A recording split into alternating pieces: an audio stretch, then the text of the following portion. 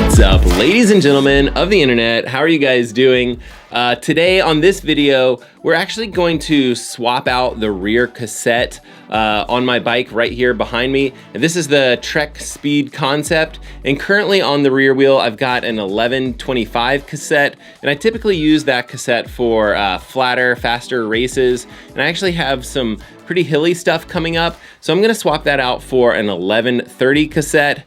And I did a video just a few weeks ago where I talked about gear ratios and really kind of explained in detail everything that you might need to know about gearing with bikes. So I highly recommend that you guys check that out. I'll leave a link right up here in the left corner somewhere, but let's get into swapping out your rear cassette.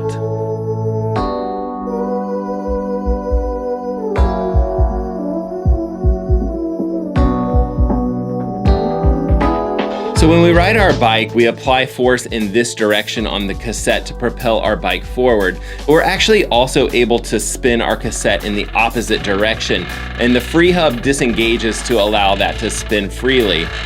So in order to unlock this lock ring piece, which is right there on the front of your cassette, we're actually gonna need a couple of tools. And the first piece that we'll need is this lock ring remover tool. It actually comes in two varieties. This one, which I'll be using, which actually is able to disengage cassettes for SRAM and Shimano cassettes. And then this one is slightly different, but it works very similarly. And this one's just specific to Campagnolo cassettes. And another tool that's gonna be super important is a tool called a chain whip. And we'll use this to keep our Freehub from engaging and basically keep our cassette in place as we're unscrewing the cassette. Okay, I think you guys will be able to see this.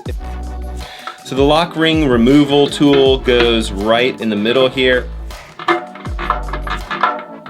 And I suggest putting the chain whip about 3/4 of the way towards the top of the cassette itself, just because you may have like bladed spokes or whatever it is, and you don't actually want to wrench your knuckles across the bladed spokes. So with this particular lock ring removal tool, you can actually use an adjustable wrench,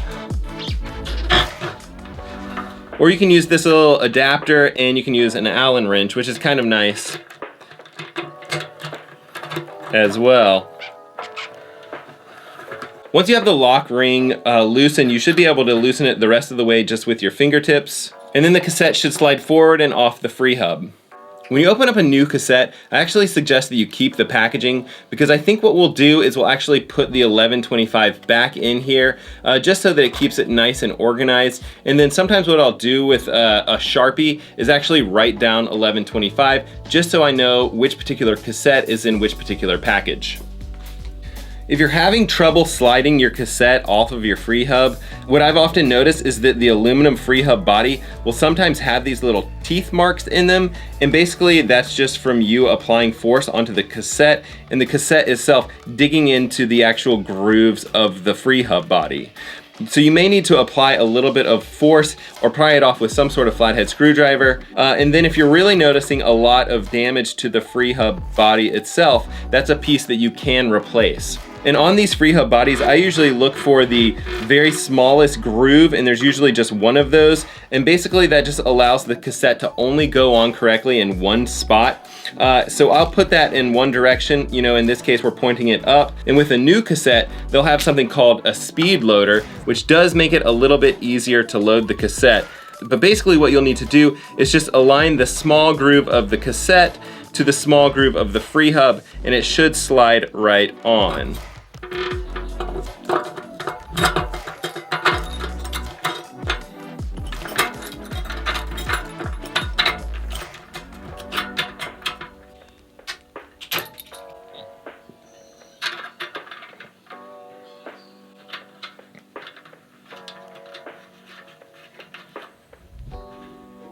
Now you won't need the chain whip to tighten this up,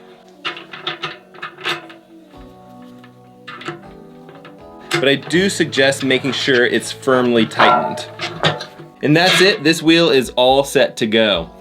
A few quick suggestions. You may find it beneficial to actually wear a pair of gloves if your cassette is particularly dirty, which they often are. And I've often found that when swapping cassettes, there's a particularly good opportunity to really give them a thorough cleaning. And so the other thing that I'll do is clean the chain pretty well, just so that the entire drivetrain is pretty clean, since you've taken the time to take the cassette off already. And the only thing that you'll have to remember if you're working with a cassette that you've taken off and kind of taken apart is just that some of the cassette rings will actually need spacers, and then some of them won't. Basically, the base of the cassette ring is all one piece, and then some of the top pieces of the cassette also will not need spacers. All right, guys, if you're into this sort of thing, and that would be swimming, biking, or running, consider subscribing. There's a subscribe button below somewhere, and there's also a notification bell. And the notification bell just allows you to be notified of whenever I post new videos, which is typically about once per week, or at least that's the goal. And I really do appreciate you guys taking the time to watch these videos. All right, guys, thanks so much, and we will see you guys on the next one.